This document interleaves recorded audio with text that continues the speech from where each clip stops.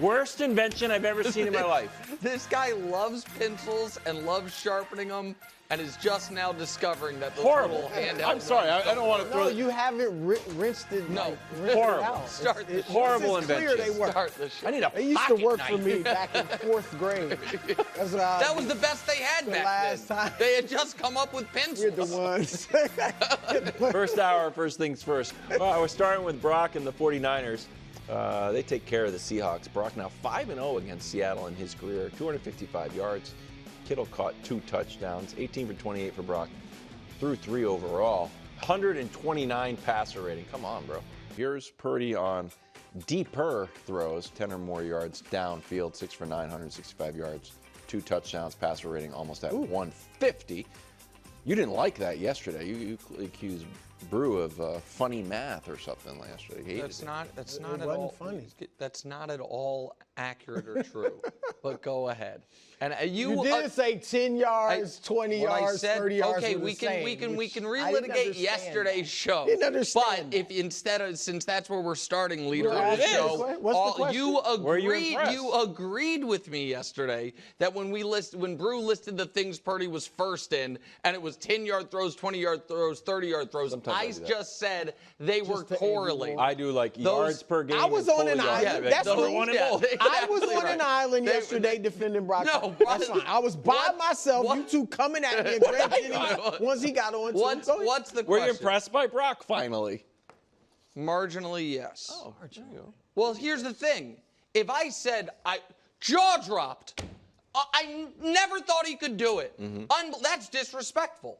To be wildly impressed by Brock doing, What he tends to do. Well, also exactly what Daniel Jones and Jared Goff did against Seattle. I mean, we can show it to you. I have gotten bitten by buying into Seattle a little more than I should, maybe. Jared Goff, Wilds led the show with it, threw a perfect game. Daniel Jones got you. Greg Jennings came out, chest puffed out, and if you want to see Greg Jennings' chest puffed out, wait until Stay the B tuned. block today. But no, I thought that he played really well. I think he continues to impress me with his escapability, even though I do think he is flying a little too close to the sun with some of the scrambles. Not the, let me get out of here and go run, but some of the doubling back and then doubling back again. It hasn't bitten him yet, but that feels like a disaster waiting to happen at some point. A lot of guys, Mahomes will do some of that. Lamar will do some of that. All the greats. I agree. I understand that Brock He's Purdy not has as a good athletic as 10-yard Lamar. split, but I certainly don't put him in the athleticism category of Lamar. No. And I don't put him in the same athletic category as Patrick Mahomes. And so listen, I think that there is going to be a thirst from either the audience or from my friend in the purple tie for me to give Brock Purdy more love for this performance than we as a show, except for Wilds, gave Jared Goff for his performance in a standalone night game against the Seattle Seahawks when he was 18 for 18 and even better passer rating, all that stuff.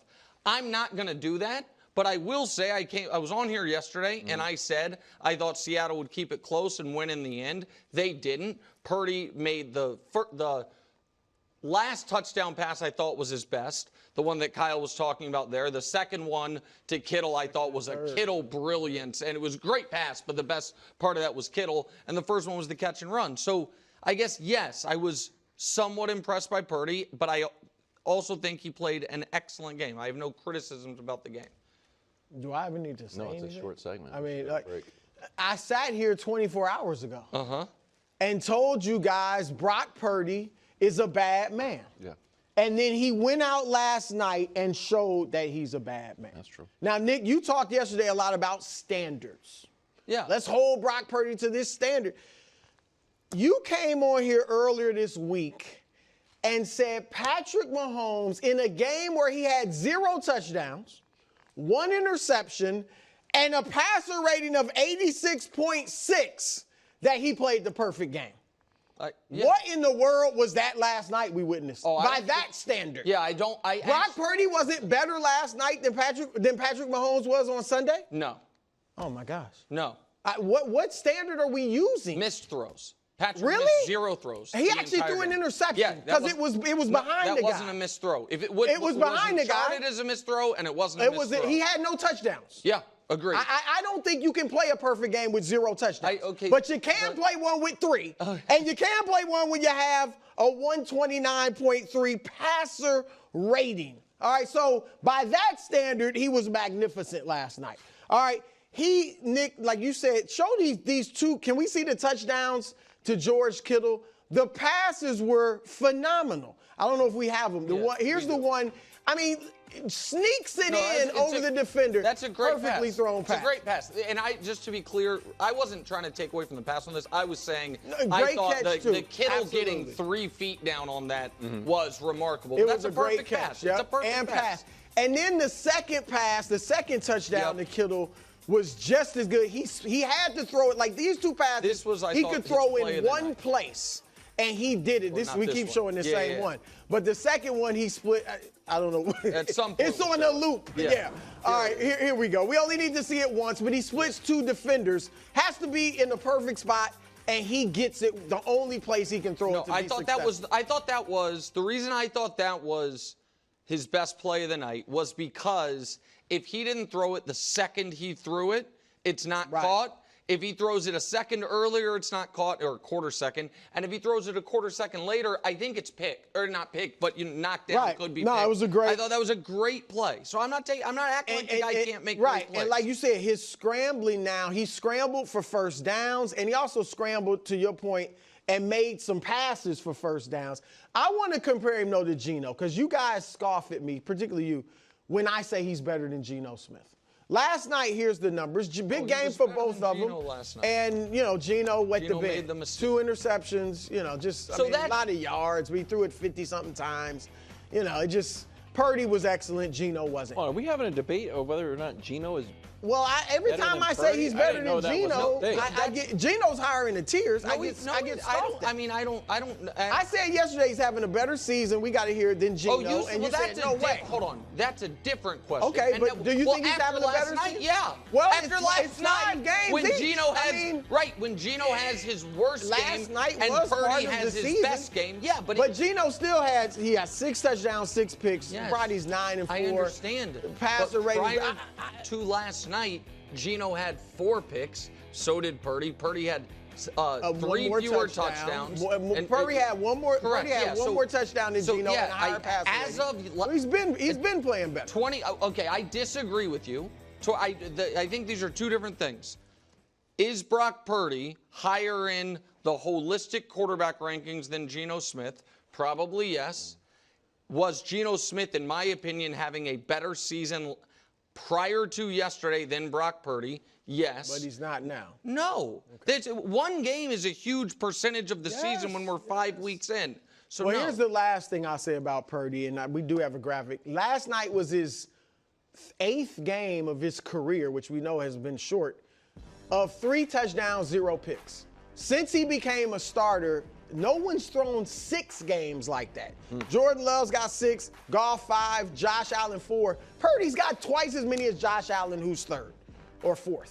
So, like I said, he's a bad man. He's good. Okay. I agree. Not bad meaning bad, but bad meaning good. Yeah. 49ers get to 500 and now have some extra rest before facing the Chiefs, who will be coming off a bye. Exactly. You get it, Trent. He does get it. Totally. Also, they do get it. I would probably eye test and gut feeling feel a little bit better about Brock Purdy in the quarterback hierarchy if he would just take a few notes from Trent Williams' stylist. He has no money. Well, he's got these ads. He can't afford all that. He doesn't mean he has to dress like a science teacher. He could add. There's a lot of people that make less than $900,000 a year that dress with some amount of swag after work. But go ahead. You think the 49ers season is back on track now? Well, if you ask the committee, and I am chairman emeritus, the season was never off track. It was like, listen, as long as they have that running game, which I think Christian McCaffrey is the best running back in football and a game changer. Yep. I also think that running game between the 20s clearly works with everyone. Like They were down to fourth string last night. Isaac Rendon just comes and ices the game. 2:30 last I mean, that was the trademark of Kyle's dad. It's been the trademark of Kyle throughout. So that running game, those skill position guys, that head coach, I know we're killing the Niners defense. Fred Warner right now, in my opinion, him and Chris Jones, or him, Chris Jones, and Aiden Hutchinson, Pat Surtain are the leading candidates for Defensive Player of the Year. So the defense, when that guy's your middle linebacker, and you have legitimate talent in other spots, your defense is never going to be awful. Right. All of that, they're always going to be in it. And this is when Purdy doesn't turn the ball over, the team doesn't lose. And this year, when Purdy has 0 turnovers, they're 2-0. When he has just 1 turnover or 0, they're 3-1. Their only losses are his multi-turnover games. And so I think we're going to talk about it more later, but I think the NFC is wide open. Right. Going into the year, I thought it was so wide open a rookie could make the Super Bowl. 5 weeks in, I think other people think it's so wide open a different rookie could make the Super Bowl. So, I think they're fine. I think San Francisco's fine. They're back on track in that they're leading the division now, technically, right? They're tied for first with Seattle, but they have the head-to-head. And as long as you control your own destiny, which is what they do now. I think they are the best team in their division. They have the most talent in that division. So if you control your own destiny and you're the most talented team or the best team, then you're back on track. Now, if they beat the Chiefs, now we're talking. That will really, I still have a little reservation about them. Are they as good as last season? I'm not ready to say that. I don't think they are, but I don't think they have to be. If they beat the Chiefs, it'll show, okay, they really are rolling now.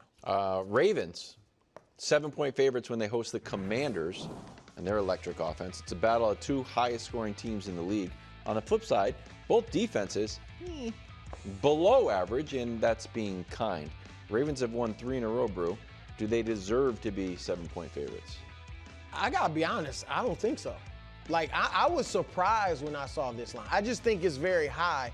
I get it that, Washington, you can criticize the teams they've beaten, but they beat Cincinnati, Tampa Bay. A lot of this, I think, is looking at what happened to them against Tampa Bay. That was week and people 1. really, I know. I'm shocked that this is this high. You don't think it's about Baltimore? In Baltimore. That people think you're right about Baltimore and that they're a juggernaut? No, I think Baltimore is going to win, but I just think the way Washington has played, to be 7-point dogs, I get it that it's in Baltimore. That surprised me. But, look, I think Jaden Daniels and the Commanders can score on that defense, but I think Baltimore is going to score on Washington's defense and outscore. I don't see a game like Cincinnati where basically nobody gets stopped.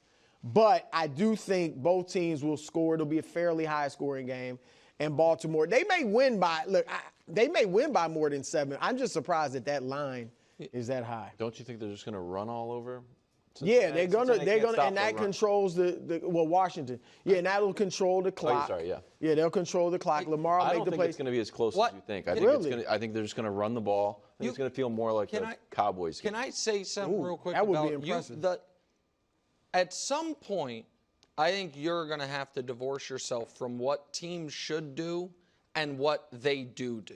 The Ravens, you mean? Well, it's not just the Ravens. I think a lot of times, and this is not a criticism of you specifically, I think a lot of people do this, they look at it and they're like, well, this team stinks at stopping this. Yeah.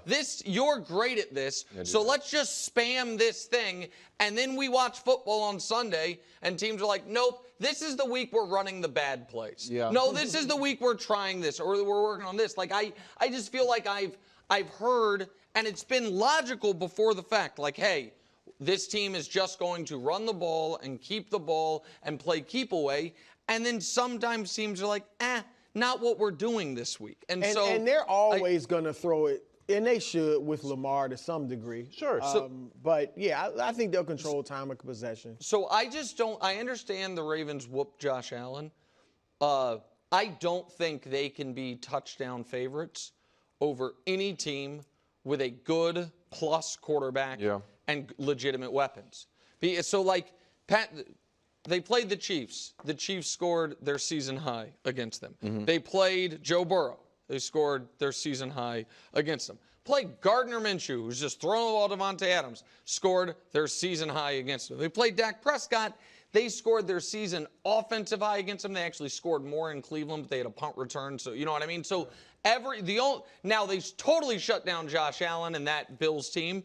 But everyone, we can show you the Ravens' defensive numbers. If you can pass the ball, you're going to get to the mid-20s at a minimum against this team. And so that's why I just don't think the Ravens are coming off an emotional overtime victory.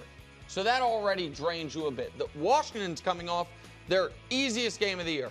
You know what I mean? They were kind of in somewhat, they were in a strong position. You have those factors. You then also have the fact that I just think to cover 7, if the other team's getting to 27 minimum. See, I don't think they can. You don't think they can. I don't know if they. I don't think the Commanders. I mean, they've got to just control the clock. I mean, it's basic football. That's the reason why the Ravens have been so dominant.